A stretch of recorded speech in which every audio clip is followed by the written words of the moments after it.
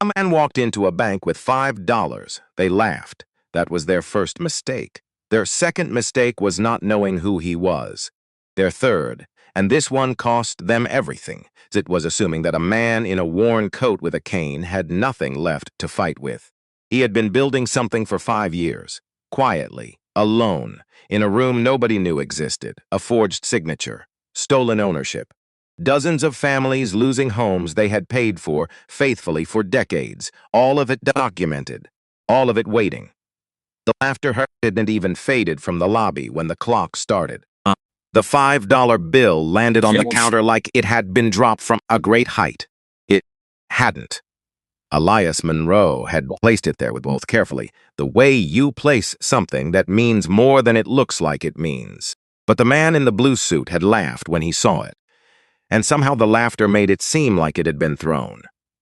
Like it was nothing, like the man holding it was nothing. The lobby of Cornerstone Community Bank went quiet in the way lobbies go quiet when something is happening that everyone can see and nobody wants to acknowledge it. Elias stood at the counter, 76 years old. Gray coat frayed at the left cuff, dark slacks, clean. Shoes polished the night before with the same tin of wax he had been buying for 30 years. He carried a leather folder under his left arm, old and cracked along the spine, and he leaned on a wooden cane that he had not needed 5 years ago and needed now. He looked, to anyone who glanced up from their phone or their transaction slip, like a man who had wandered in from somewhere colder and forgotten where he was going. Nobody glanced up, not at first. The man in the blue suit was still laughing. His name was Grayson Holt, 48 years old. Branch manager of Cornerstone Community Bank's downtown Harlow location for 6 years. He wore his suits the way certain men wear suits, not as clothing but as argument, as proof of something. His cufflinks caught the overhead light in a way that seemed almost deliberate, and his cologne arrived in the lobby about 3 seconds before he did. He had spotted Elias from the glass-walled office at the back of the floor. He had watched the old man shuffle to the counter. Had watched Beverly, the teller Beverly with her professional smile, do the small freezing thing she did when a customer arrived who did not match the mental image the branch had of its customers.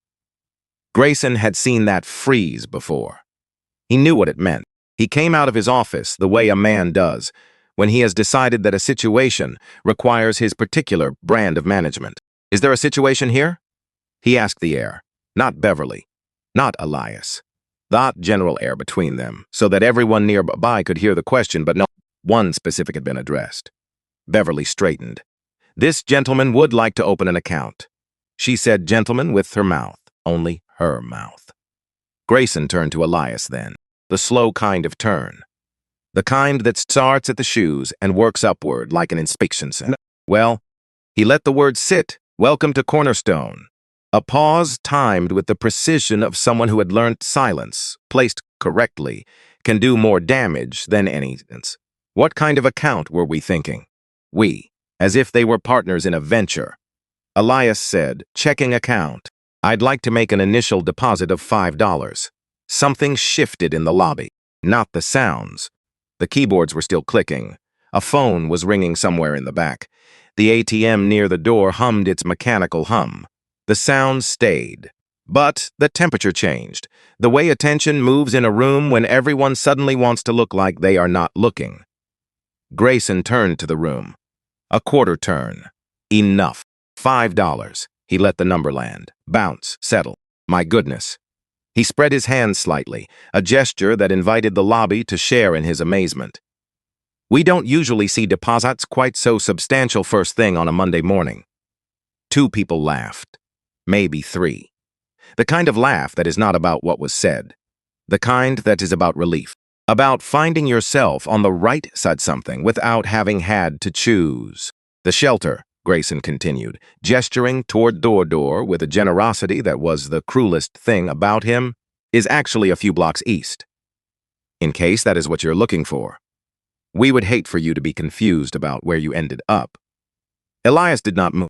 He did not flinch or look away or shift his weight or do any of the things a person does when they are working very hard to stay still while something inside them is eyes rising. He looked at Grayson with the particular attention of someone who is not receiving an insult but filing it, storing it somewhere specific for later. Then he looked past him, past the teller stations, past the service desk with its small fern that needed watering, past Beverly's carefully managed expression, up to the back wall. The back wall of Cornerstone Community Bank's downtown Harlow branch was fitted with a panel of cream marble that reached nearly the ceiling as he cut into that marble in letters 3 inches high were 4 lines of text that had been there since the building first opened its doors. The mission of Cornerstone Community Bank is to serve every member of this community with dignity, fairness, and equal opportunity, regardless of circumstance. And Elias, that smaller, founded 1979. Elias J. Monroe. Grayson did not look up. He walked past that wall every morning. He had straightened his tie in the reflection of the glass that protected it. He had never read it. Not once. Not the way you read something when you want to know what it says. Elias looked at those letters for a long moment. Then he took the $5 bill from his coat pocket, crisp, folded once. He placed it on the counter with both hands, smoothed it flat, like it deserved to be flat. He looked at Beverly. "The minimum opening deposit is $5, he said. It always been." He did not look at Grayson again. He turned and walked toward the door. James Thorne was 29 years old and 8 months into his second year, as Cornerstone security when Elias walked past him. James had been watching the scene from his post near the entrance with the expression of a man who knows something is wrong and has not yet worked out what, if anything, he is supposed to do about it. His hand came up automatically. Instinct and training. His fingers touched the shoulder of the gray coat and then stopped, because something about the way the old man was moving did not need redirecting. He was already going. He was going with more intention than anyone else in the lobby at that moment, including the people who had somewhere to be. James let his handful fall. Elias pushed through the door, the $5 bill sat on the counter where he had left it. Nobody picked it up. The girl in the yellow blazer had been standing near the ATM since before any of it started. She was there to deposit a check and had been waiting for a free terminal when Grayson Holt walked out of his office and the temperature changed. She had her phone in her hand already. People always have their phones in their hands already. And she had raised it without fully deciding to raise it in the way that people do in the seconds before they commit to something. She had been recording since Grayson said $5. The video was 4:40 long. It showed everything from the shelter comment to the bill being placed on the counter to the quiet and deliberate way Elias walked out. It did not show what was written on the marble wall, but it showed his face when he looked up at it, and that was enough. She posted it at 9:31 in the morning. By noon, it had cleared 40,000 views. By 3 in the afternoon, it had passed 200,000. By the time the sun went down on Harlow, Georgia, people who had never heard of Harlow or Cornerstone or Elias Monroe were watching a 76-year-old man in a gray coat place a $5 bill on a bank counter with the quiet dignity of someone who knows something the rest of the room does not. The comments were not simple. Some said what you would expect. Anger, real and righteous, and completely correct. That manager should lose his job. This is disgusting. Someone should do something. But others said different things. Someone wrote, "That's not how banks work. You can't just show up demanding an account. There are procedures." Someone else wrote, "Honestly, though, does anyone know if this man is okay? My father got like this toward the end. I'm just saying." And then the one that got 847 likes. I looked it up and is no Elias Monroe and Refo in any Fedora records for this bank. He's probably just confused about where he is. The 847 likes. Elias Monroe did not have a phone that could show him this. He walked back to Delphi Street in the cold March morning and made himself a cup of coffee and sat at his small desk and waited. He had been waiting for 5 years. He could wait a little longer. Dominique Monroe was 31 years old, and she had been eating the same sick container of leftovers for 2 days because she kept forgetting to go to the grocery store. She lived alone in a one-bedroom apartment on the third floor of a building on Aldrich Avenue that had a broken elevator and a radiator that shared its opinions two morning, and windows that let in just enough light to make the place feel like something rather than nothing. She had a coffee maker she loved and a plant she had killed twice and bought a third time out of stubbornness. She had a job she was proud of and a social life that existed mostly as text threads she answered late, and a habit of eating dinner in front of her laptop because the silence of eating at the table felt pointed in a way she had not yet worked out how to address. She was fine. She was, on most days, genuinely fine. She was eating rice with her left hand and scrolling with her right when the video found her. It auto-played the way videos do. The sound came first. Voice, smooth and performing itself, saying $5 whole in a tone that turned an amount of money into an insult.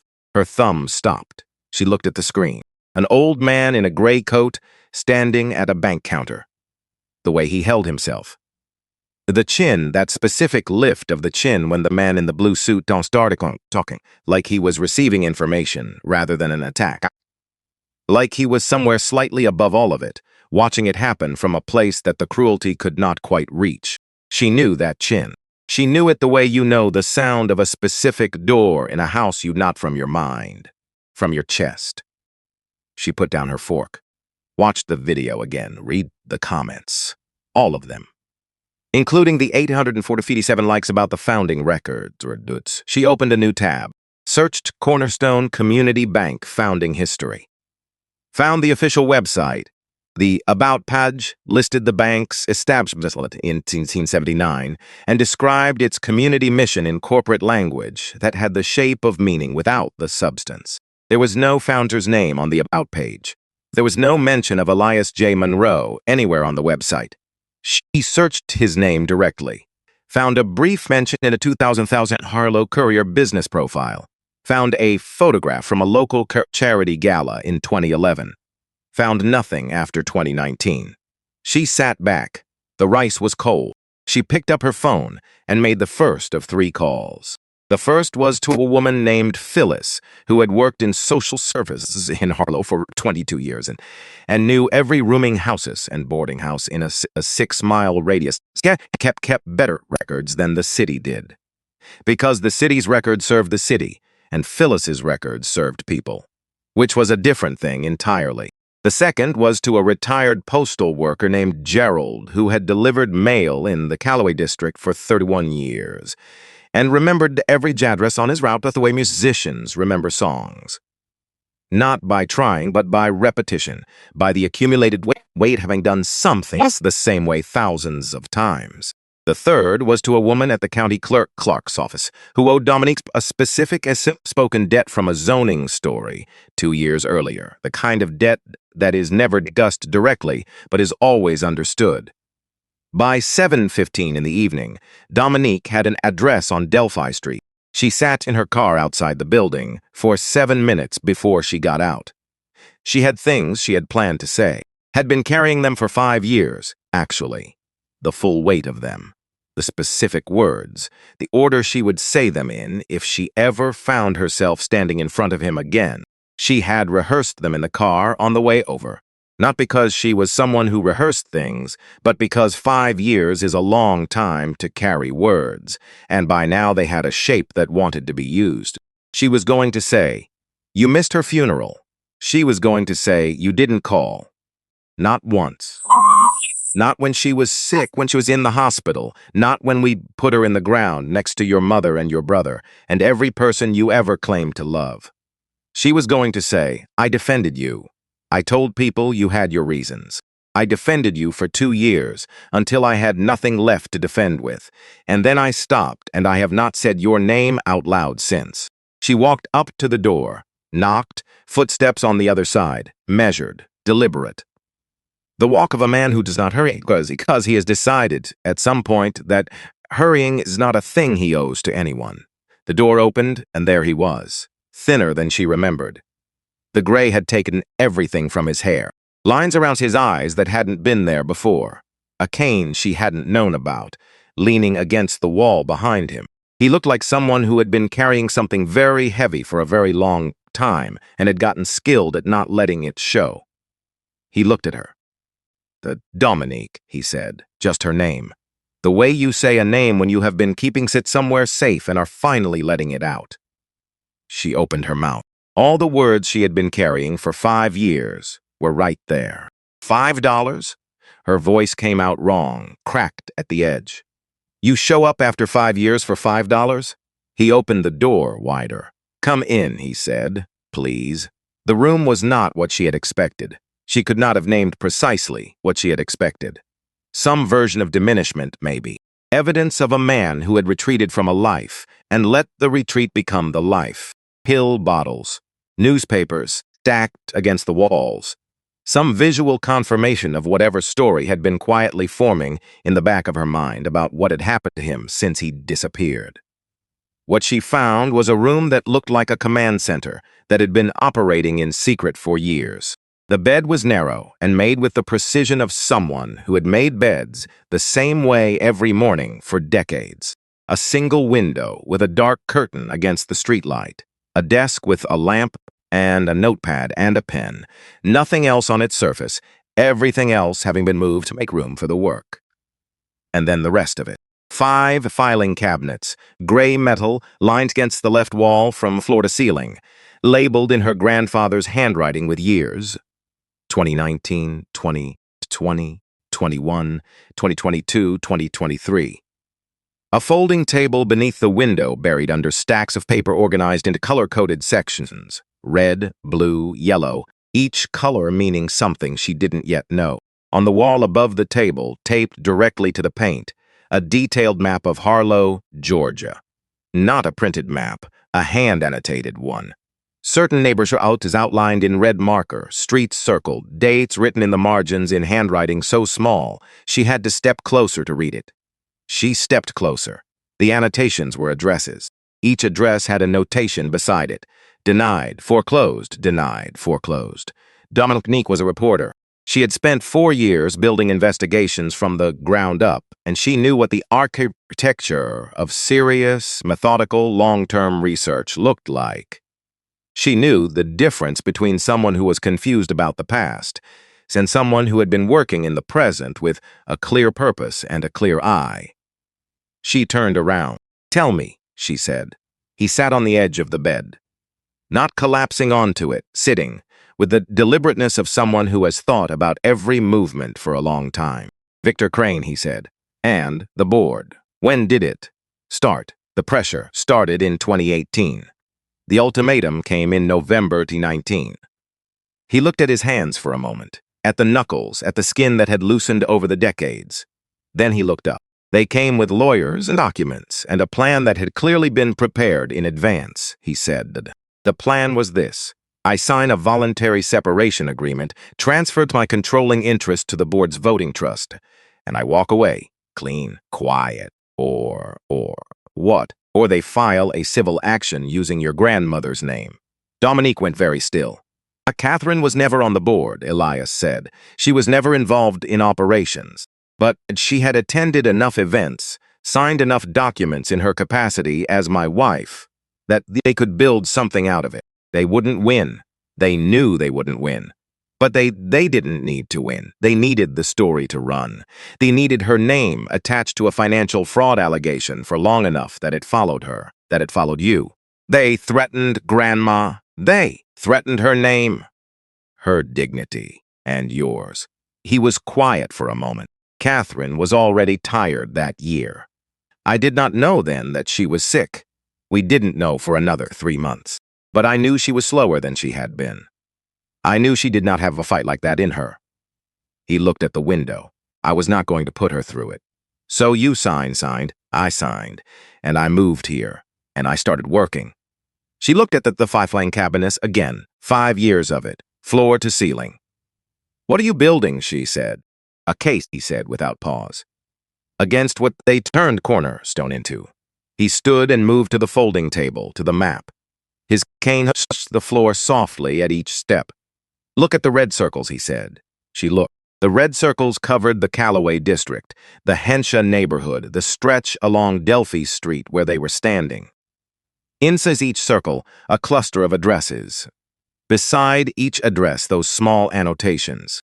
"These are the neighborhoods Cornerstone was built to serve," Elias said. In 1979, when no other bank in Harlow would give a loan to a black family south of Meridian Avenue, Cornerstone would. That was not a side effect of what we did. That was the reason, the entire reason. And now the loan denial rates in those same neighborhoods are 3 times higher than comparable applications from other zip codes. The terms offered are worse. The requirements keep changing. And when people fall behind, and they fall behind because the terms were designed to make them fall behind, the bank forecloses. And the foreclosed properties go to developers who have been purchasing in those zip codes since 2020 at prices that should have been impossible. He looked at the map. "I have 5 years of documentation," he said. "Denial letters, foreclosure filings, internal communications from sources I will not name, property transfer records. What I do not have yet, what I have been building toward, is the internal policy documentation that proves the pattern was not negligent, that it was chosen. Where would that be?" He looked at her steadily. "Behind the original vault," he said, "in a room that is not on any floor plan filed after 1990. She stared at him. I built it in 1985, he said, after the savings and loan crisis. I watched records disappear that year in ways that were very convenient for the people who ran the institutions those records belonged to. So I built a room, climate-controlled, accessible only through a maintenance corridor. Every policy change, every board resolution, every internal memo, logged in, triplicate." He paused. "I wrote the access codes myself. And I built the room in a way that was not cheap and easy to repurpose, which is why, when the new management found it and couldn't figure out what to do with it, they simply locked it and left it." "You built a trap," she said. "I built a record," he said. "I just made sure they couldn't quietly destroy it." Her phone buzzed. She looked at the screen. A text from a number she did not recognize. No name, no preamble, just words. "They're taking Bernadette Sims's house this week." Alex's phones buzzed at the same moment. Same message, same unknown number. He looked at his screen and something crossed his face that was not grief, exactly, and not anger, exactly, but something older than either one. Something sitting in him for a long time, waiting for the specific occasion to rise. "Who is Bernadette Sims?" Dominique said. He was quiet long enough that she thought he might not answer. "September 14th, 1979, he said. "The morning we opened. I had been at the branch since 4 in the morning. I couldn't sleep. I was standing behind the counter when she walked in. She was a school teacher. She wanted to open a savings account, and she wanted to ask about a home loan because she had been turned away by every other bank in this city." He set his phone down on the table. "I took her application myself." I told her yes. Looked at the map. Found the north end of the Callaway district. Found the circle there. Found the annotation she could read now that she was close enough. Sims B. 40 years. Denied X7. Foreclosure pending. She's been a customer for 40 years, Dominique said. "She has never once missed a payment," Elias said. "Not in 40 years. Not when her husband died. Not when she retired. Not through any of it. And they're taking her house? They are taking her house." Dominique looked at the map for a long time. At the red circles. At the small annotations in her grandfather's careful handwriting, each one representing a family, a home, a person who's trusted a bank that had been built specifically to be trustworthy and had become something else instead. She had come here tonight with words she had been carrying for 5 years. Words about what his absence had caused. About the funeral he didn't attend, and the calls that never came, and on the 2 years she had spent defending him to people who said he had lost his mind, and followed by the 3 years she had spent not defending him because she had run out of reasons to. Those words were still true. The grief behind them was still real. But there was something else in the room now. something that had been sitting since she walked through the door and looked at the filing cabinets and the map, and understood that the man in front of her had not disappeared. He had stayed. He had stayed in this small room on Delphi Street and worked every day for 5 years toward something that mattered more than his own comfort, more than his own reputation, more than whatever it might have cost him personally to be seen as the confused old man the video's comment section wanted him to be. She picked up her notebook from her bag, found a pen. "Start from the beginning," she said. "Everything." He looked at her, at the notebook, at her face. Then he began. They talked for 3 hours and 20 minutes. He was precise in the way that only someone with a very long memory and a very clear purpose can be precise. Dates, document reference numbers, names with job titles attached. The sequence of events laid out in the order they mattered, not the order they were most dramatic, which was itself a kind of discipline that most people never develop. The picture he drew was not the picture of simple greed. It was more insidious than that, more patient. In 2020, the risk assessment criteria for loan applications were quietly revised.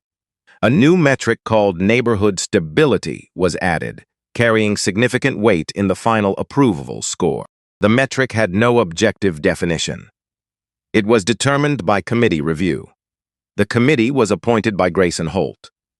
And neighborhood stability, in practice, correlated with the racial composition of addresses' zip code, with a consistency that could not have been accidental. In 2021, the community liaison position was eliminated in a restructuring, described internally as operational efficiency. The community liaison had existed since the bank's founding.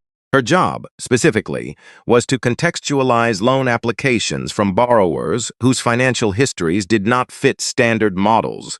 People who worked cash jobs, people whose income came from non-traditional sources, people whose credit worthiness was real but not legible to an algorithm designed for a different kind of life. Removing her removed the only systematic protection for exactly the borrower's cornerstone had been built to serve. In 2022, executive compensation was restructured. A portion of senior management bonuses was tied to what the internal documents called net interest margin improvement, which was, in practice, a reward for generating revenue through fees, penalties, and the particular financial products that performed best when borrowers struggled to pay them. In 2023, a memo from Grayson Holt's office described the downtown branch's performance goals for the fiscal year. One line read, "Continue strategic portfolio optimization in legacy service areas." Legacy service areas, the Callaway District, Henshaw, Delphi Street, is the language, Elias said near the end of the 3rd hour. That is how it survives scrutiny. Because nothing on paper, read in isolation, says what it actually is. Every adjustment has a neutral explanation. Every metric has a business rationale. You have to look at the full pattern, all of it together, over time. And the pattern is what you have. The pattern is what I've been building. And the room behind the vault is where the internal documentation lives that proves the pattern was intentional. He nodded once. She looked at her notes, pages of them, dense with dates and names and figures she would spend days verifying. She would need to check every reference independently. She would need documents, not just testimony. She would need sources who could speak on record, and sources who could not but whose information could be confirmed through other means. But underneath all of that, underneath the journalist's inventory of what was still needed, something simpler was sitting.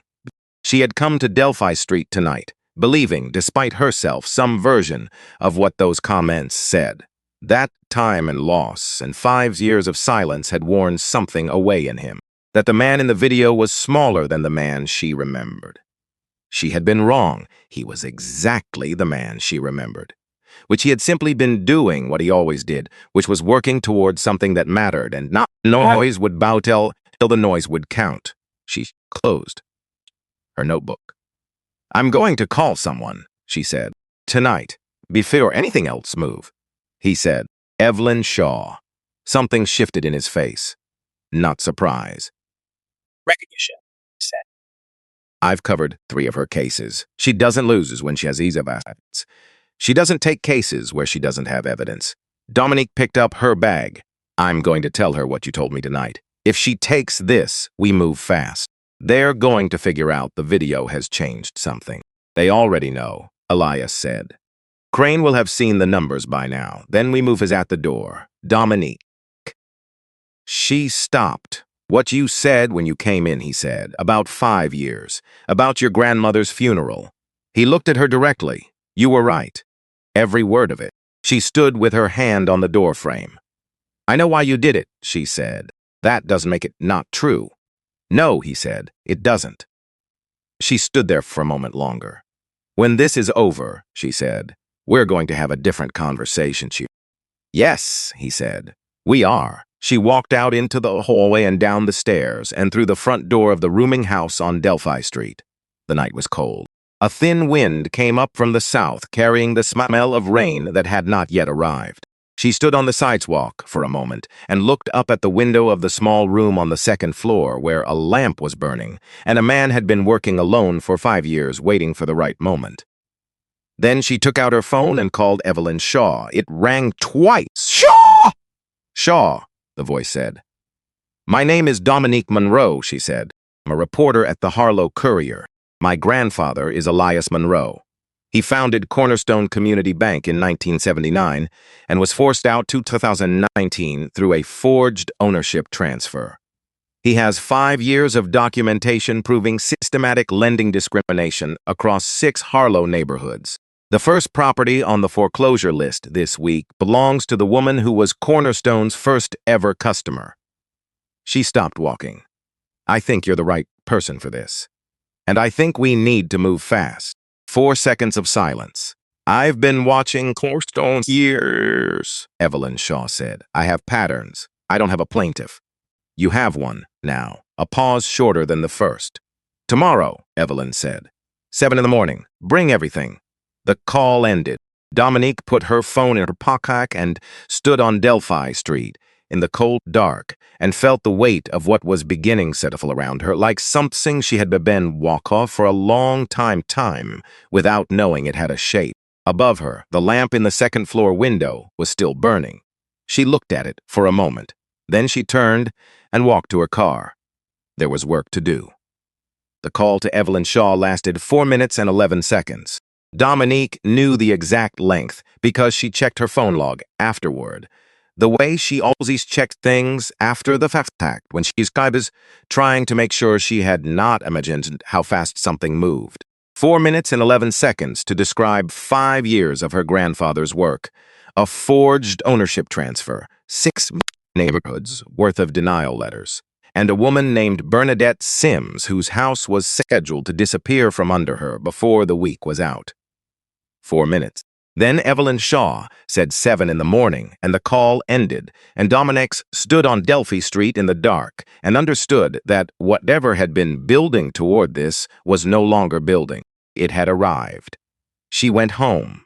She did not sleep. She sat at her desk until 3 in the morning, going through the files her grandfather had given her copies of, the ones he had pre-selected before she arrived, as if he had known she was coming, or had simply been ready for whoever came. She cross-referenced dates against public records. She pulled property transfer filings from the county database. She found the names from Elias's annotations on the map, the families in the red circles, and she searched each one the court system's public foreclosure index and found them, one after another, like names on a list that someone had been keeping for a long time and had finally decided to read aloud. She made coffee at midnight and forgot to drink it. At 3:15, she closed her laptop and lay down on top of her bed without changing her clothes and stared at the ceiling until her alarm went off at 6. Evelyn Shaw's office was on the 4th floor of a building on Clement Street that had been standing since 1951 and showed no particular interest in acknowledging that fact or apologizing for it. The elevator was slow. The hallway carpet was the color of something that had once had a color. The door to Suite 4C had a small brass nameplate that said E. Shaw, attorney at law, in letters that were clean and exact and did not attempt to be more than they were. Evelyn herself was at her desk when they arrived at 6:58 in the morning, 61 years old.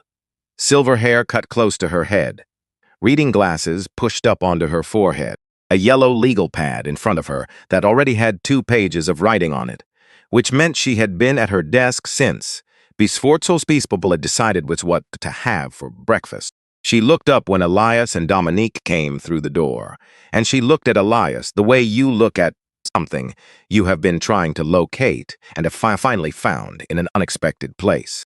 "Elias Monroe," she said. "You look like your photograph." "Which one?" he said. 1979. The Harlow Gazette ran it on the front page the day you opened. She stood and extended her hand across the desk. "I had it framed, behind you on the wall." He turned, black and white, a younger man in front of a building with a ribbon across the door and scissors in his hand, and an expression that was not quite smiling but was something that smiling could not fully contain. Something that looked like a man arriving at a place he had been building toward for a long time. Elias looked at it without speaking. "I remember that morning," he said finally. "Good," Evelyn said. "Hold on to it. We are going to need it." They sat. Dominique laid the folders on the table in the order Elias had organized them, which was the order of evidence rather than the order of story, because Elias understood that in a legal context, those were different things, and the second one didn't matter unless you had the first. Elias talked, and Evelyn listened the way a surgeon listens during a briefing. Not for the emotional content, but for the structural information, the load-bearing facts. The places where the argument would hold, and the places where it needed reinforcement. Her pen moved steadily. She asked questions that were not questions so much as instruments. When was the risk assessment rubric changed, and who signed the revision? Who appointed the committee that defined neighborhood stability? Is the source for the Holt memo a documented communication or a verbal account? What is Cornerstone's stated records retention policy, and does it match their actual practice? An hour and 50 minutes. Then she set down her pen and looked at the table and then at them. "Here is where we are," she said. "You have 5 years of pattern evidence consistent with Fair Housing Act and Equal Credit Opportunity Act violations. You have 1 potential plaintiff with legal standing, Elias, as founding shareholder, contingent on the authenticity of his original ownership documentation surviving challenge. And you have a physical archive that may contain the internal documentation necessary to establish that the pattern was intentional policy rather than incidental outcome." She looked at Elias over her reading glasses. "We need 3 things in the next 48 hours. First, an emergency preservation order for all digital records, email archives, and security footage. If they understand what is happening before we file, those records will be destroyed within a day. Second, court authorization to access to the archive room, which we obtained through the Founders' Rights Clause in the 1979 Charter. Your clause, Elias, written in your hand, which gives us the standing." She paused. "We need someone inside who can tell us the camera reset schedule." Elias was quiet for a moment. Then he said, "I may know someone." Evelyn looked at him. "I'll need them here by tomorrow morning," she said. "They'll be here," he said. James Thorne has not signed the statement this net. That was the first thing he said when Elias opened the door the next morning. Not good morning. Not I saw the video. Just, I didn't sign it. He came in and stood in the middle of the room and looked at the filing cabinets and the map and the years of work organized along the walls. And he didn't say anything for a long moment. Just looked. The way you look when you walk into a room and find that it contains the explanation for something you have been feeling without being able to name.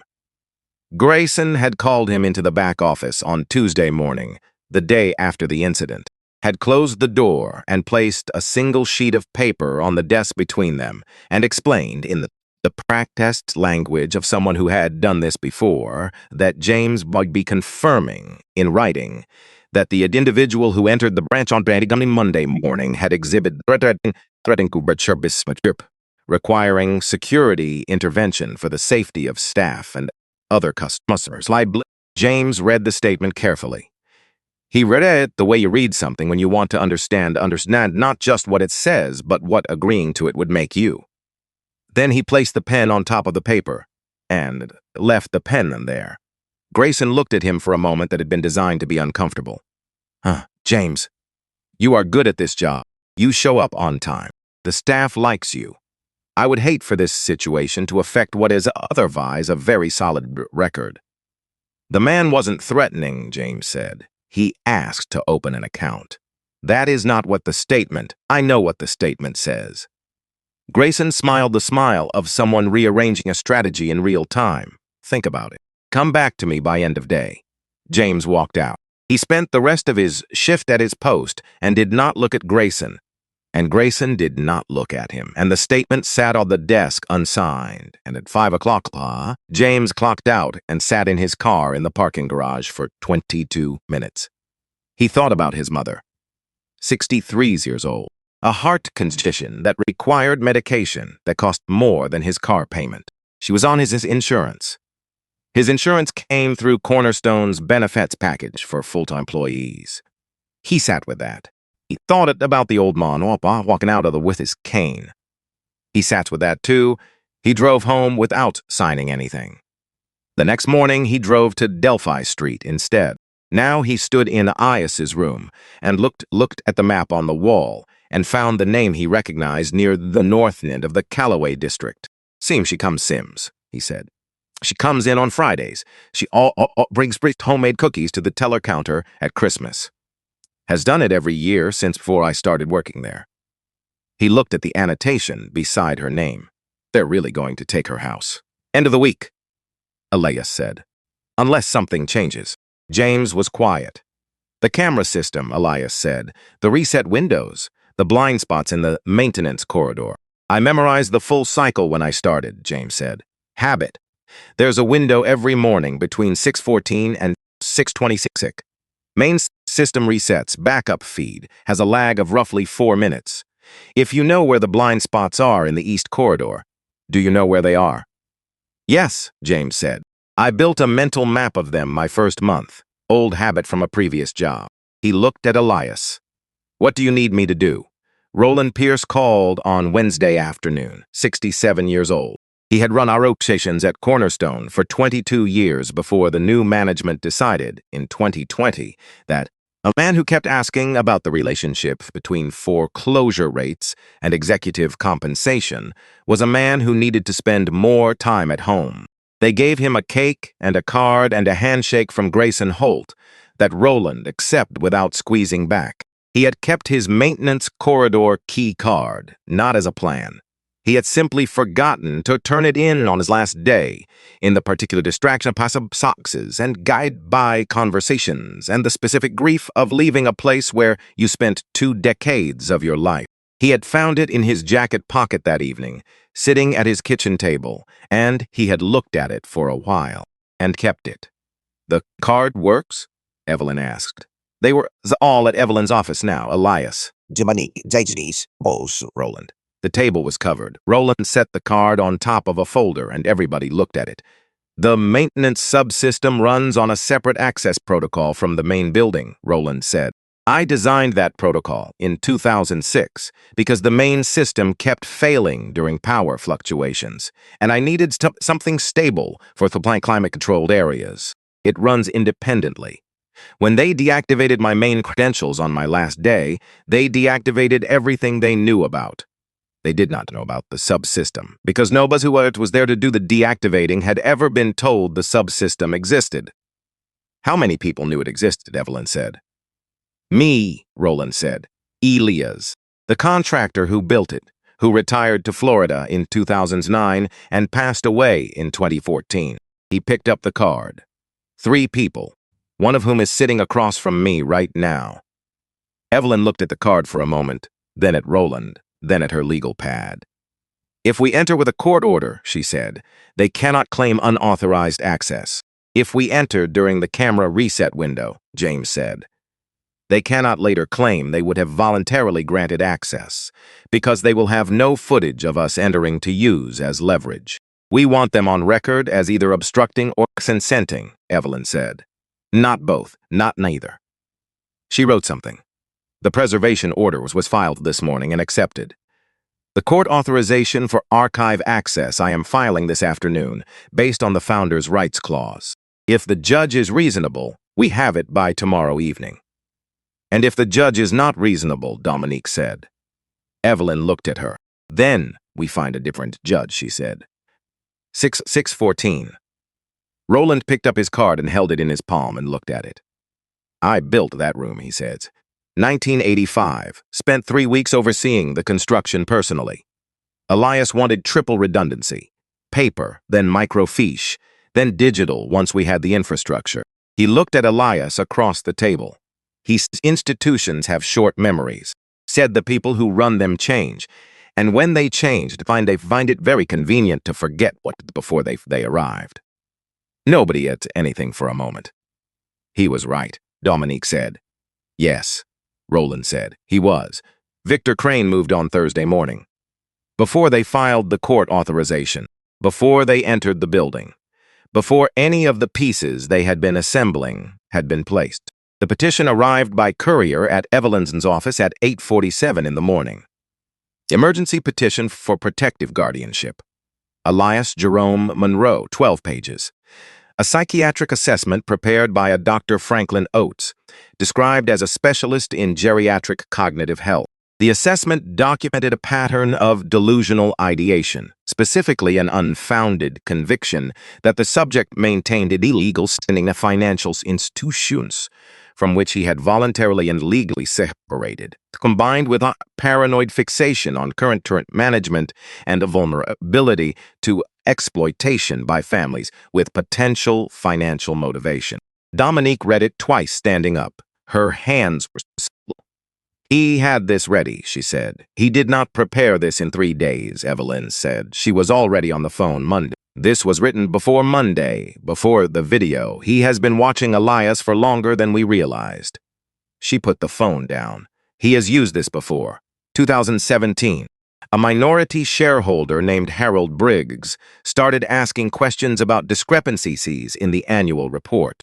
A guardianship filing appeared 4 weeks after Briggs retained a lawyer. Briggs withdrew 2 months after that.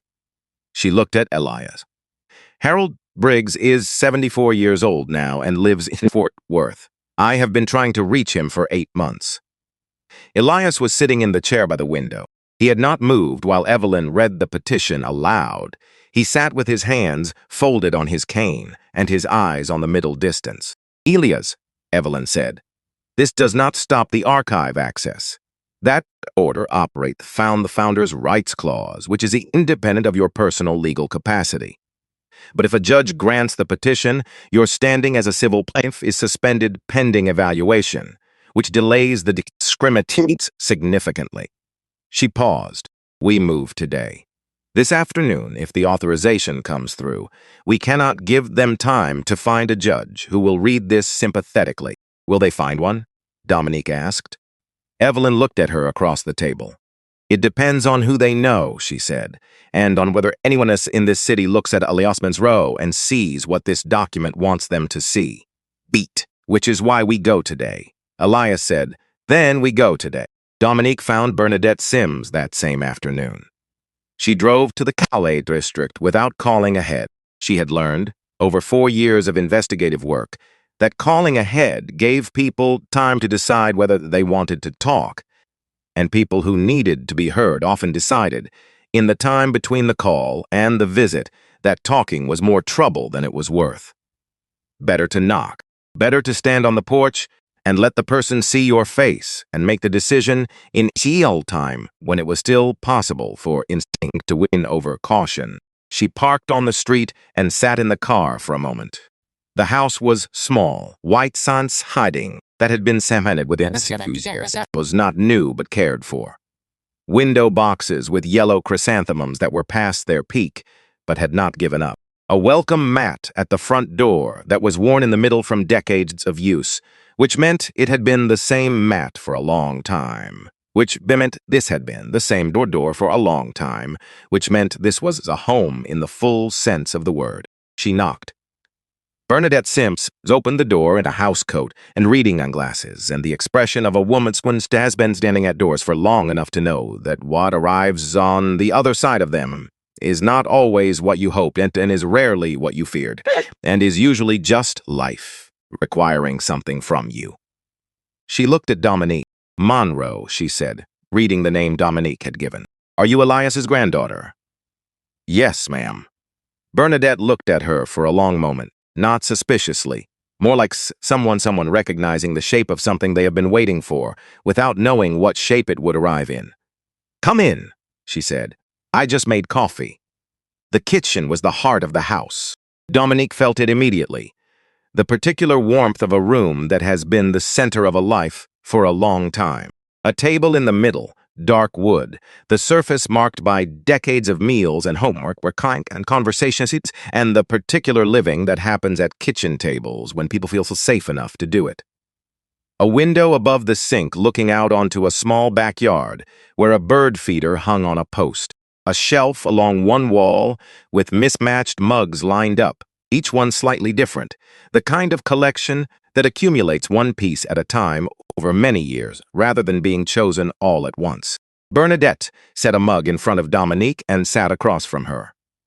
I taught school for 31 years, she said, without being asked. 4th grade, mostly. Some 5th. She wrapped both hands around her own mug. I heard about what happened at the bank on Monday. My neighbor's daughter showed me the video on her phone. She looked at the window. I recognized him immediately. He looks the same as he did in 1979 when he told me yes. He told me about that morning, Dominique said. About you being the first customer? Bernadette smiled briefly. He remembered that. He has documentation going back to that day. Bernadette nodded slowly, like something was being confirmed that she had long suspected. Has he seen what is happening to this street? She asked. The Harrises on the corner, gone since February. The Washingtons 2 houses down, they got their 3rd denial last month. The Pierces across the street, they stopped opening the mail from the bank because they say it just keeps getting worse every time they do. He knows, Dominique said. He has been documenting it for 5 years. Bernadette absorbed that. Then she stood up. She went to the kitchen drawer. 3rd from the left, the drawer she did not have to think about because she had been going to it for decades. And she pulled out a folder held together with a rubber band that had stretched beyond its original purpose. She set it on the table. 40 years, she said. 40 years, not one late payment, not one missed date. She opened the folder, laid out the papers one by one. My credit score when I first applied for refinancing was 736. The house appraised at more than 3 times what I owe. My pension from the school district is guaranteed and fixed. There was no financial reason in the world to say no. 7 rejection letters, laid out in a row. First time, I said to income stream lacked diversity. I didn't know what that meant at first. Is pension. It is the definition of reliable. Second time, they said there were irregularities in the property assessment and they needed a new one. I paid $400 for that assessment. It came back clean.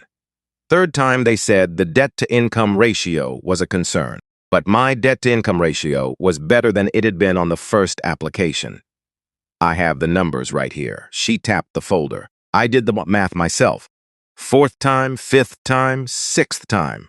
Every time there was a new reason, never the same reason twice. Dominique was writing.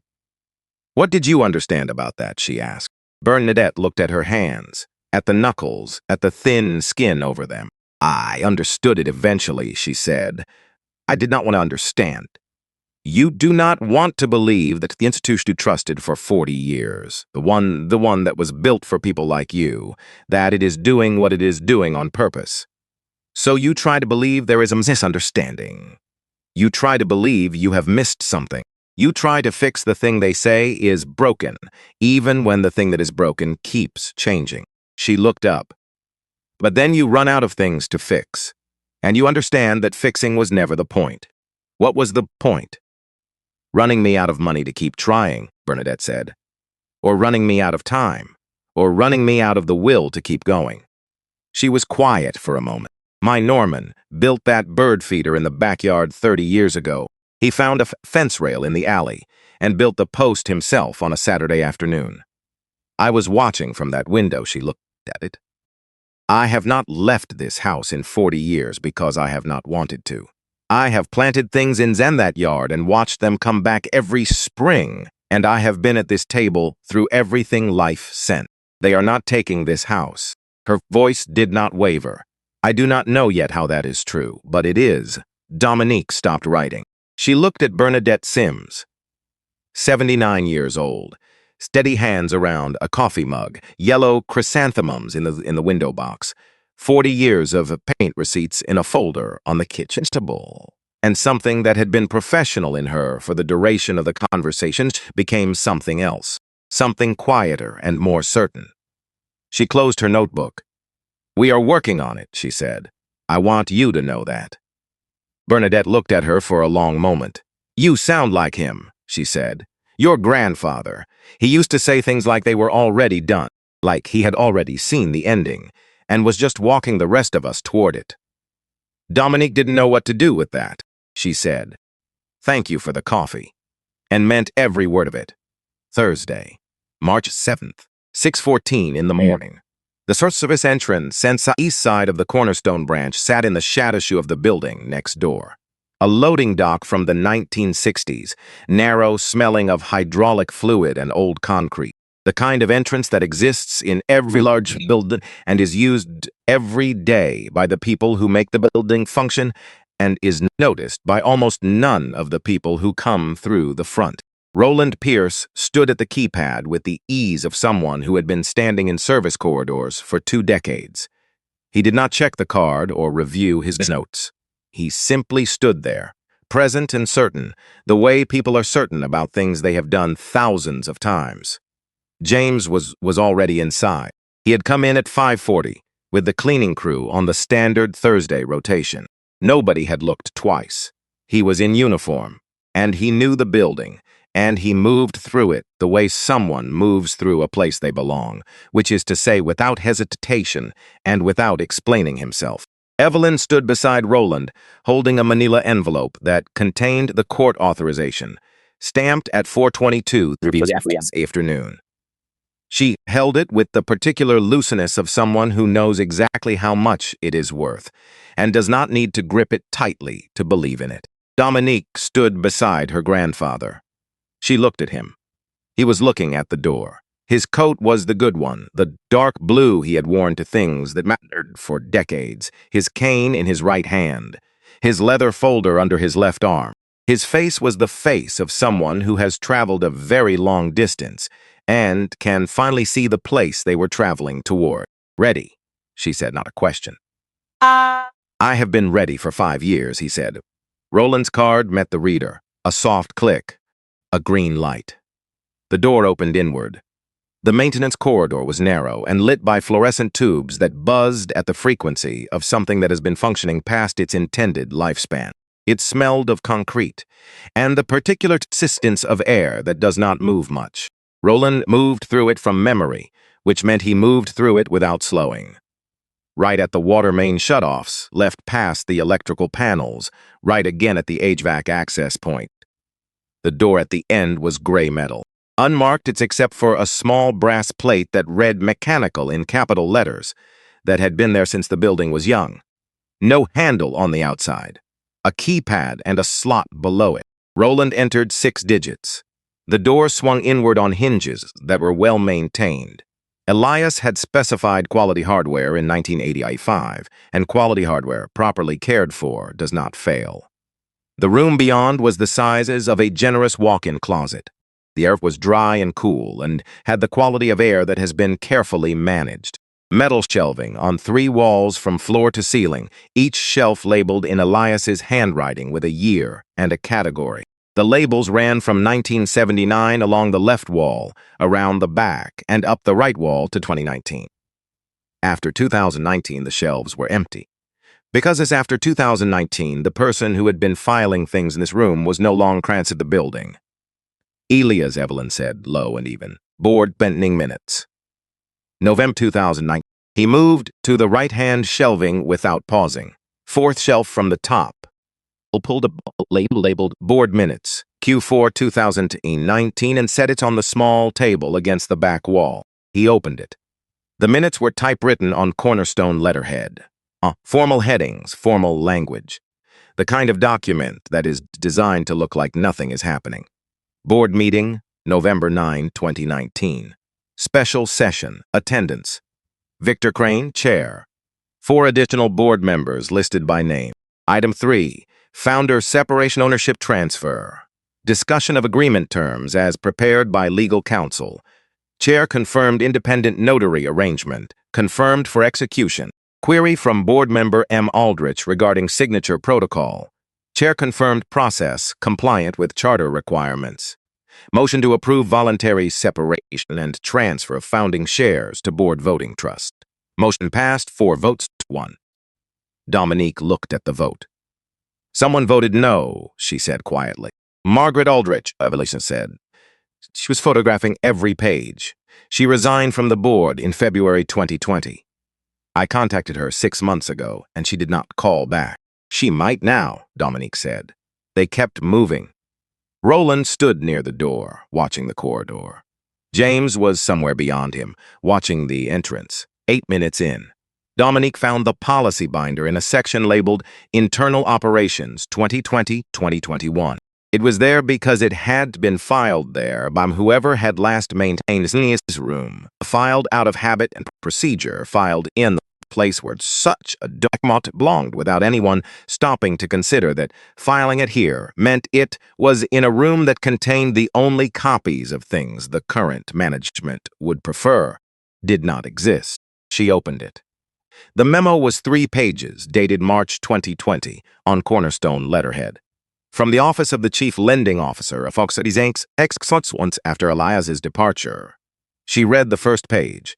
Standard policy language, framework for loan assessment in residential markets. Second page.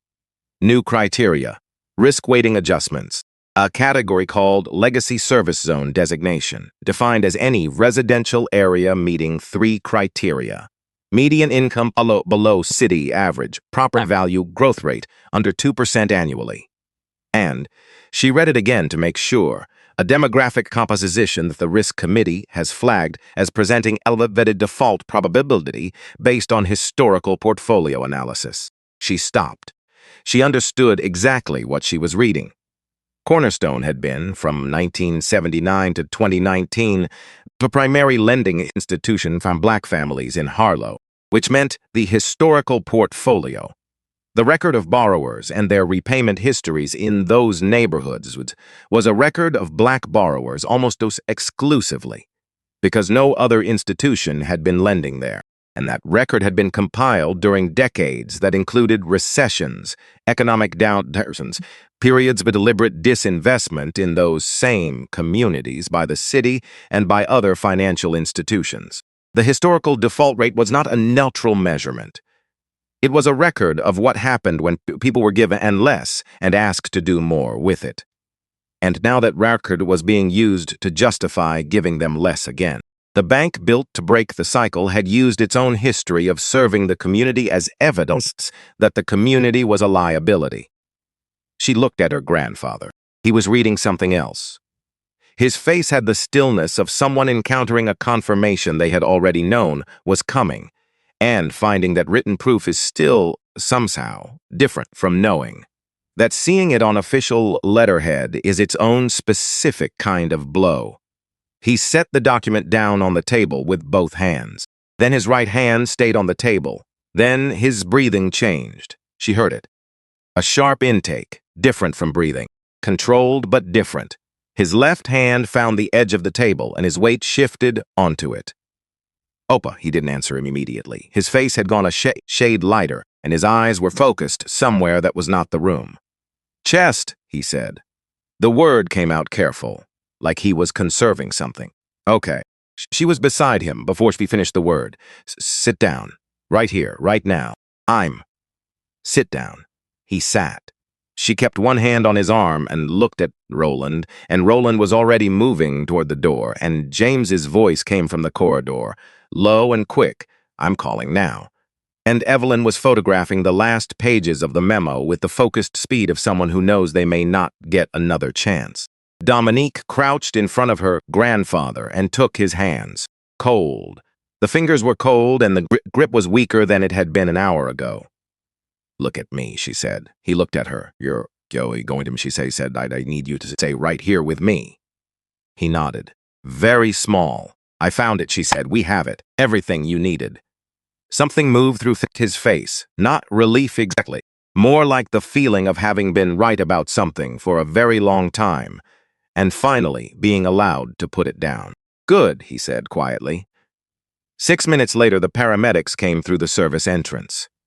The hospital waiting room smelled like recycled air and the particular despair of fluorescent lighting that has never known what natural light looks like. Dominique sat in a chair against the wall with the folder on her lap and her phone in her hand, and the stillness of someone who has been running on forward momentum for 4 days and has suddenly been required to stop. She had called Evelyn from the ambulance bay. "Keep the documents," Evelyn had said without preamble. "Whatever happens, don't hand them over." "The photographs are on my phone, and the originals are in that folder, and both of those things are ours under the preservation order." At 11:43 in the morning, a man in a suit came through the waiting room door. She had not met him before, but she recognized the type immediately. The practiced calm. The way he moved through a room like he had already decided how the room was going to go. He handed her an envelope without introducing himself. "My client has been made aware of this morning's entry and is filed for emergency seizure of all materials removed from the premises. A temporary hold on the use of any documents obtained today is effective as of." He checked his watch in the way of someone's knows exactly what time it is, but wants you to watch them check. 31 minutes ago. Pending authenticity review. She court authorization for archive access was stamped and filed before we entered the building, she said. "The room is covered under the Founders' Rights Clause in the 1979 Charter." Evelyn Shaw is preparing the response. She held his gaze. "Is there something else, S?" He looked at her for a moment. Then he left. She opened the envelope and read the filing and understood what it meant and what it did not mean. The documents existed. They could not be unfound. But they were temporarily suspended from use in any legal proceeding, which meant they had everything they needed and could not yet use it, which was its own specific kind of frustration that she did not allow herself to feel fully because there was not room for it right now. She sat. Her phone buzzed. Unknown number. Same number as before. "They know you went in. Grayson is in with HR right now. James's position is under review." She typed back. "Who are you?" No response. She called Evelyn. "I know," Evelyn said.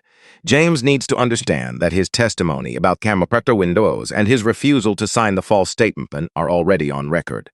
They can remove him from the schedule. They cannot unrecord what he said. He could lose his job," Dominique said. "Yes," Evelyn said. Silence. "He made his choice when he didn't sign Tuesday morning," Evelyn said. "He knew what that meant. How is the response coming? I'll file before midnight. Get some rest." The call ended.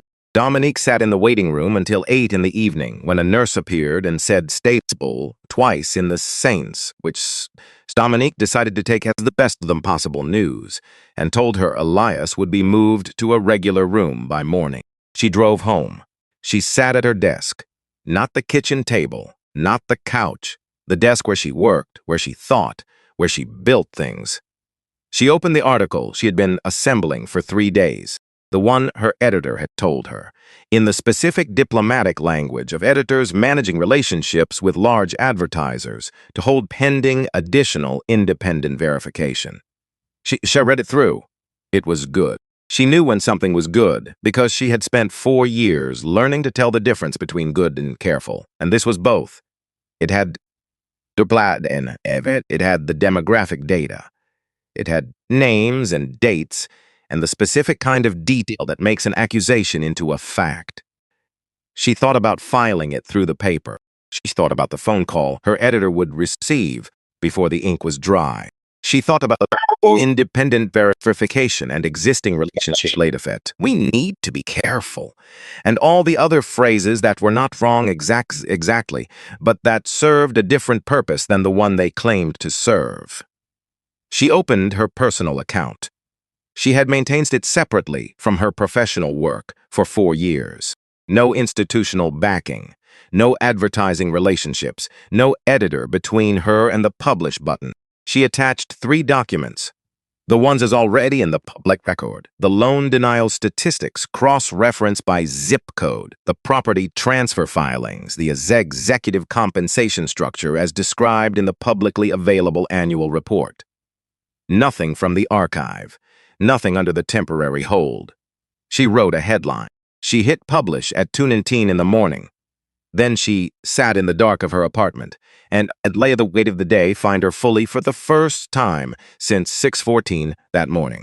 She let herself feel the cold floor of the archive room and her grandfather's cold hands, and the sound his breathing made when something went wrong.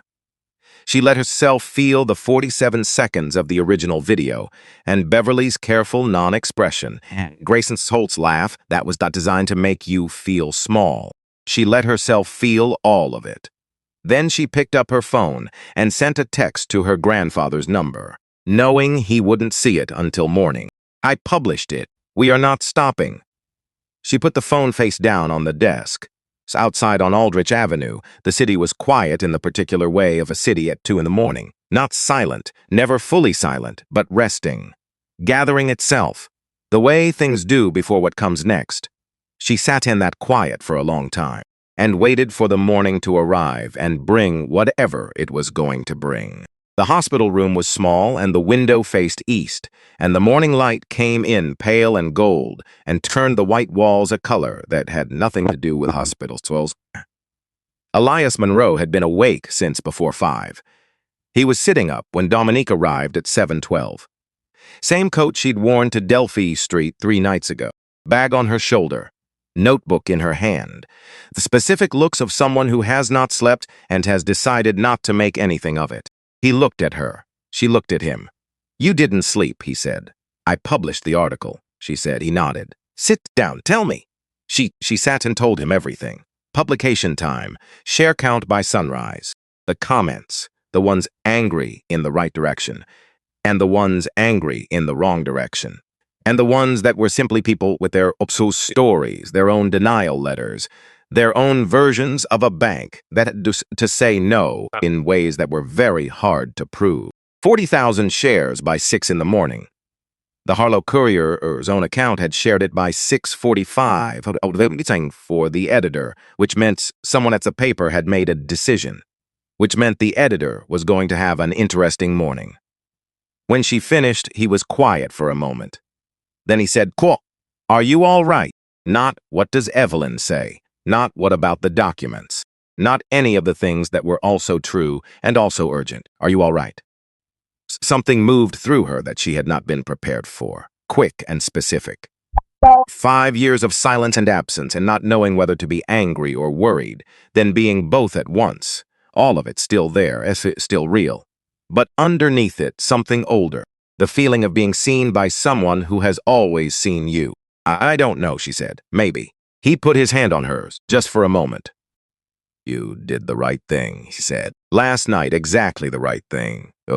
She looked at their hands, she said.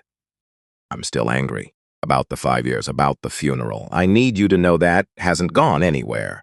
"I know," he said, "but I understand why." She looked up. Understanding it and it not costing anything are different. "Yes," he said, "they are. I have known what it cost every day for 5 years." She stood, straightened her coat, again the person with work to do. Evelyn filed the response at 11:40 last night. She thinks the hold on the documents won't survive the week. She paused. "There's something else. Something you need to tell me about." He looked at her steadily. "The cedar trunk," he said, "at Winifred's house. The back bedroom. Catherine's Bible, marked at Psalms." A pause. She was smarter than all of them. She always was. Winifred Hayes opened the door before Dominique reached the top porch step. "I saw the article," she said. "Come in." The house smelled like lemon oil and old wood. Down the hallway, photographs of Catherine lined the walls, younger, laughing, sitting at a kitchen table with her hands around a mug. Evidence not of loss, but of a life fully lived. The back bedroom was exact as it had been, flowered wallpaper, a quilt in blues and yellows. At the foot of the bed, cedar derby trunk, dark with age. Dominique knelt. The latch opened without resistance. Third layer down, a Bible, dark worn at the spine from decades of daily use. She recognized it immediately. It had sat on the breakfast table every morning of her childhood, while Catherine read before the coffee finished brewing. She opened it.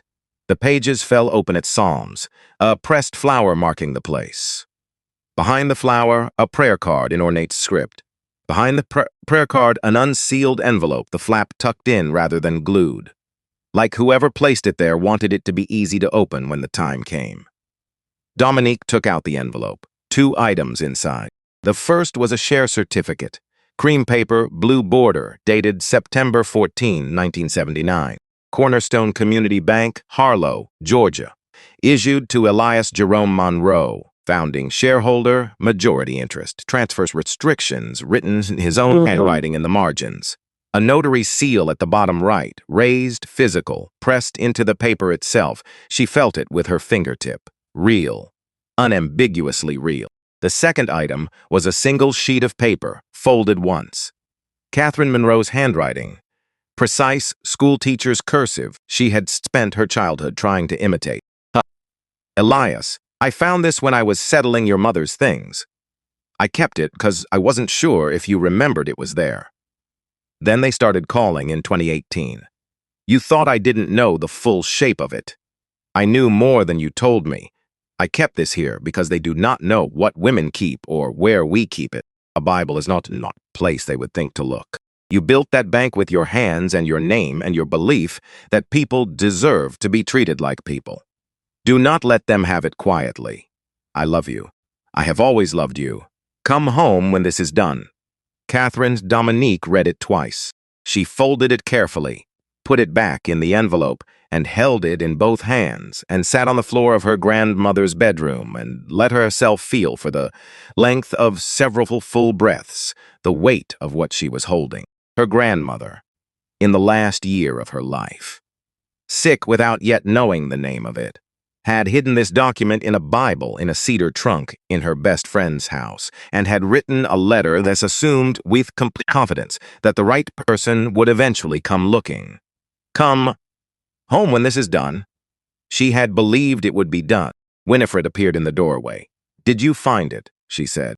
Yes, Dominique said. Her voice did not waver. She was something, Winifred said simply. Yes, Dominique said. She was, miss. Arthur Beaumont examined the care certificate for 41 minutes.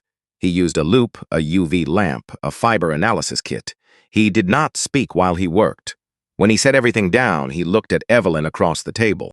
The certificate is authentic, he said. Paper, ink, notary seal, all consistent with 1979. The signature matches every exemplar provided. This document is what it claims to be. He turned to the 2019 transfer agreement. The paper stock contains optical brightening agents not commercially available until 2021. The ink shows artificial aging, not natural. The signature presents 6 points of deviation from established exemplars, consistent with someone studying a model rather than signing for bet. He looked at Evelyn. The transfer agreement is a forgery. Written report by 4 this afternoon, Evelyn said. And I'm available to testify, he said, without emphasis, as a simple statement about what he was willing to do with the truth. The board meeting was called for Friday, March 14th. Evelyn filed the motion Wednesday under Article 7 of the 1979 Founding Charter. The clause Elias had written himself, the mechanism he had built into the institution, because he understood that every institution eventually needs a way to correct itself. Crane's legal team filed 3 objections before noon. All 3 were denied by 3 in the afternoon. The boardroom on the 8th floor had floor-to-ceiling windows and a mahogany table that seated 16. The kind of room designed to make decisions feel inevitable. Victor Crane was already seated when they arrived. He looked at Elias when Elias walked in. Something crossed his face, quick, gone before it fully formed. The expression of a man who prepared for a confrontation and finds that preparation and ready not the same thing. Elias looked back at him. Geraldine Ford sat at the far end of the table, 62 years old. Secretary since 1986, the year Elias hired her. She looked at him when he sat down and gave him something that was not a nod and not a smile, but contained both. Grossant Holt stood near the windows with the posture of someone telling himself he belongs in a room. Evelyn stood at the opposite end from Crane. She did not sit. She placed the founding charter on the table. Then Beaumont's report. Then the share certificate. Then the archive documents. Each piece placed with the specific care of someone who knows exactly what it is worth. "I'll ask Miss Ford to read Article 7 aloud for the record," Evelyn said. Crane's attorney started to speak. Evelyn waited, then looked at Geraldine. Geraldine opened the charter, found the page, read. Her voice was steady and clear and did not attempt to do anything with the words, except say them correctly. Upon presentation of credible evidence of fraudulent action against founding ownership rights, all current board actions are suspended pending full shareholder review. No transfer of assets, voting rights, or institutional authority may be finalized until the matter is resolved on independent assessment. This clause may not be superseded by subsequent amendments, board resolutions, or legal instruments of any kind, as it represents the foundational covenant of this institution. The room was so quiet Dominique could hear the ventilation system. Evelyn nodded to her. Dominique stood and laid it out for 22 minutes without raising her voice. The authenticated certificate, the confirmed forgery, the archive minutes from November 9, 2019, 4 votes to 1 board member voting no. The lending policy memo defining legacy service zones by demographic composition, the fuck years of denial rates, the foreclosure incentive structure, 40 years Ubers and debt Sims paying on time, followed by 7 rejections in 2 years. She placed each piece on the table, said what it was, moved to the next one. Then Evelyn said, "James, please come in." James Thorne walked in, wearing his Cornerstone security uniform. He stood at the end of the table. Dominique connected her laptop to the screen. An audio recording. Grayson's voice, despite the fabric muffle of a phone in a breast pocket. "James, I think you understand what's at stake. Not just for the bank, but for you, specifically. Your mother's coverage situation, that's something we have influence over." Then James, "What are you asking me to do?" Then Grayson, "I'm asking you to remember what you saw on Monday accurately. The individual was confused and agitated and required your intervention for the safety of other customers." Then James, "And if I don't remember it that way?" Then Grayson, after a pause, "Then we'd have to revisit a number of things." The recording ended. Grayson pushed back from the windows. "That is completely out of context." "Mr. Thorne," Evelyn said, "is that recording accurate?" "Yes," James said. "Level, certain. That is from a conversation in my apartment on March 5th. I recorded it because I wanted a record of what was being asked of me." Grayson said this is and stopped, because there was nothing after it that would help him. The woman with the yellow notepad looked at Grayson with an expression that had nothing professional in it. Crane looked at the screen long after the recording had ended. Then he looked away. "I would like to speak," he said. His attorney's hand moved toward his arm. Crane looked at it. The attorney withdrew it, not as a legal response. "For the record, in 2008, this bank took 17 days from insolvency," Crane said. "I had made commitments to investors before the outcome was clear. When Elias held the bank together without their money, I had a problem I had created myself. Instead of admitting it, I spent 11 years managing the consequences." He looked at the table. By the time I forced Elias out, the original mistake had been buried under subsequent decisions that I had stopped being able to see where it was. I only knew that the people who remembered this institution clearly were a threat to everything built on top of it. A pause. "I am putting this in the record Because the record should say what actually happened. I am tired of the record not saying what actually happened. His attorney stared at the tabletop. Elias looked at Crane for a long moment. He did not offer forgiveness. It was not that kind of moment, but he looked at him fully without turning away, which was something. Which was its own specific kind of acknowledgement that a man had told the truth after a long time of not telling it. The knock on the boardroom door came at 11:51. 3 people entered in plain clothing. The woman in the center showed her identification to the room. Special Agent, Federal Financial Crimes Task Force. She looked at the evidence on the table, at the people in the room, at Victor Crane with the unhurried attention of someone who has already reviewed the documentation and is now simply completing the sit that follows from it. Mr. Crane, we received a referral Monday morning. A substantial body of documentation related to lending discrimination, securities irregularities, and fraudulent ownership of transfer. She was not unkind, simply precise. We need you to come with us. Crane stood, straightened his jacket. The automatic gesture of a man who has spent decades managing his appearance in rooms like this one. He looked around the boardroom one final time. Then he walked out. The door closed. Grayson Holt stood by the windows and looked at the closed door, and then at James Thorne, who looked back at him without anger. Just the steady look of someone who made a choice and is standing in it. Grayson looked away first. One of the board members said quietly, to nobody in particular, "What happens now?" Evelyn Shaw picked up the founding charter. "Now," she said, "we follow the document." What came after took weeks and was not simple and was not a single moment. Grayson Holt's employment terms was Tudom following Monday. He left through the side entrance on a Tuesday morning with a cardboard box, timed for when most of the staff had not yet arrived. The guardianship petition was withdrawn Thursday of that week, rendered moot. The judge dismissed it without comment. Margaret Aldrich, the board member who voted no in November 2019, called Evelyn on a Wednesday morning 3 weeks later.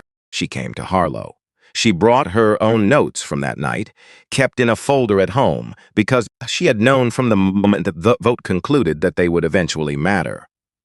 A restitution fund of $40 million was established. A community advisory board was chartered with 7 members, 5 of them residents of the neighborhoods that had been targeted, with real authority over lending policy. Jameson said yes to Director of Ethics and Compliance on the morning of the 3rd day he was given to consider it. Dominique's full investigation ran in the Harlow Courier on April 15th front page. Bernadette Sims signed the Tulans on a Tuesday in late April. Fair terms, 4 days to process, no changing requirements. When the loan officer left, Bernadette went out to the backyard and filled the bird feeder from the bag on the back porch. The seeds made a soft rushing sound going in. She went back inside, made coffee, sat at the same table where she had sat for 40 years, the same house, hers.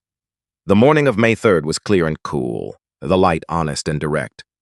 Elias Monroe stood on the sidewalk outside Cornerstone's downtown branch at 8:57.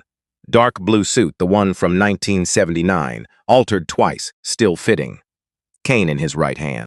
Leather folder under his left arm. He stood for a moment, not hesitating, just standing, looking at the building he had chosen.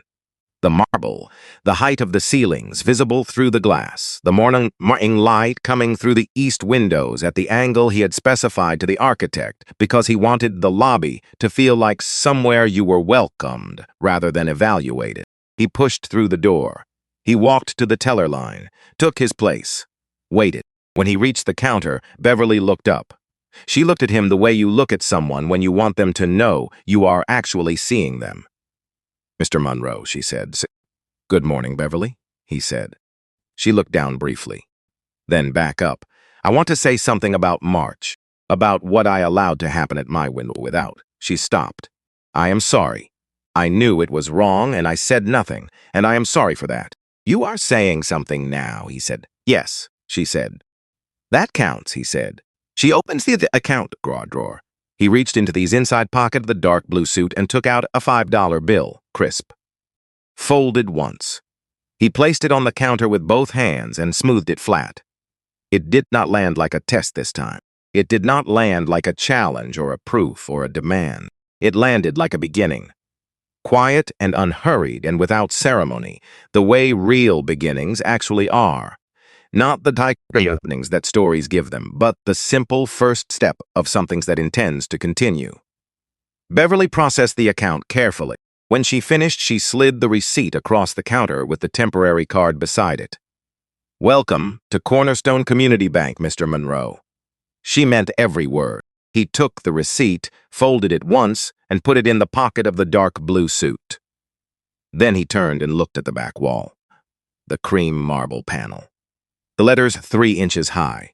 The mission of Cornerstone Community Bank is to serve every member of this community with dignity, fairness, and equal opportunity, regardless of circumstance. Founded 1979, Elias J. Monroe, he looked at those words, not to remind the room, not to make a point, not for the satisfaction of seeing his name still there after everything it had taken to keep it there. He looked at them because they were his and they were true, and he had spent 45 years making sure they stayed true.